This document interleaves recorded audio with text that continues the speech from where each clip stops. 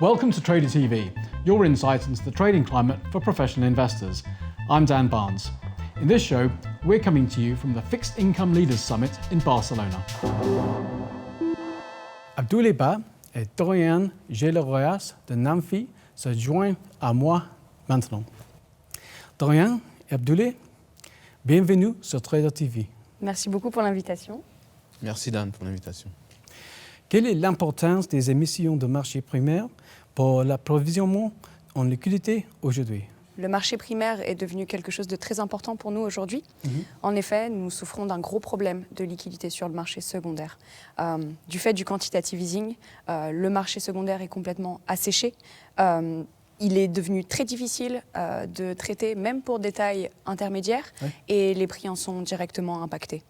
Le marché primaire offre la possibilité aux investisseurs d'être mieux servis sur des émissions qui seront plus liquides, car plus récentes, et également parfois même de capter une prime d'émission.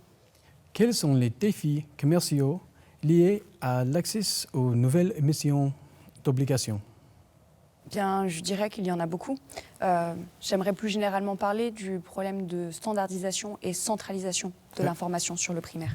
Chez Namfi, les négociateurs doivent tout le temps être en constante veille de toutes les informations qu'ils reçoivent pour ne rater aucune émission. D'autre part, les timings des books sont très variables et les règles d'allocation sont très difficiles à anticiper. Nos clients sont frustrés par les bases d'allocation qu'ils reçoivent, ce qui, à mon sens, conduit inévitablement à ce que l'on observe quotidiennement, à savoir des books qui sont sursouscrits et à des guidelines qui sont constamment resserrés. Or, je ne pense pas que tout cela aille dans le sens de l'investisseur. Et quelles sont les solutions possibles à cet effet? Écoutez, je dirais qu'aujourd'hui, le Big Bang doit venir de la technologie. Le besoin, en effet, est de centraliser et standardiser l'information. Donc, je ne vois pas quoi d'autre mieux placé que la technologie pour nous aider à le faire aujourd'hui. J'aimerais parler aussi peut-être du manque de régulation sur ce marché, même si je ne vais pas convaincre tout le monde sur ce sujet. Mais je pense qu'une surveillance plus accrue des bonnes pratiques encouragerait peut-être une standardisation du marché. Et Abdoulaye, quels sont les défis liés à la donnée sur la primaire? Nos clients, qui sont la plupart du temps des investisseurs à long terme, sont de plus en plus demandeurs d'informations autour du marché primaire. Certaines de ces informations sont facilement récupérables sur le marché, d'autres sont beaucoup plus compliquées à avoir. À titre d'exemple, nos clients nous demandent très souvent les taux d'allocation du marché.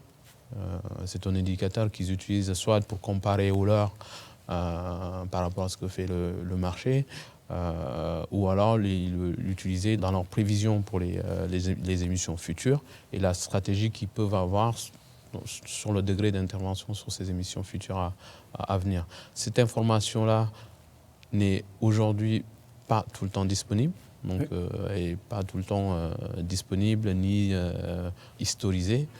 Donc c'est un vrai challenge du coup pour avoir cette information-là et donner à nos investisseurs ce dont ils ont besoin pour l'intégrer à leur stratégie.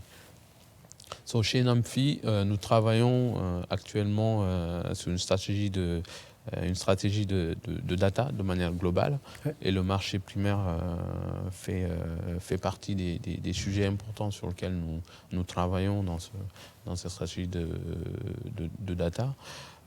Donc nous avons l'ambition chez Namfi de pouvoir faire face à ces challenges en termes de données, que ce soit pour nous, notre activité quotidienne, pour nos interventions sur le marché, mais également pour donner à nos clients l'information de marché dont ils ont besoin pour leur stratégie d'intervention sur le marché. Qui conduit le changement aujourd'hui? Je pense que le changement aujourd'hui est conduit par les plateformes et les providers de technologie. Ils sont souvent détenus ou bien repris ou soutenus par de plus gros providers ou bien des consortiums de banques. Parmi ces initiatives, les plus notables que l'on ait notées cette année, on peut parler d'Ipreo sur le crédit. Ipreo a permis à nos traders de centraliser l'information pour l'envoyer au bookrunner.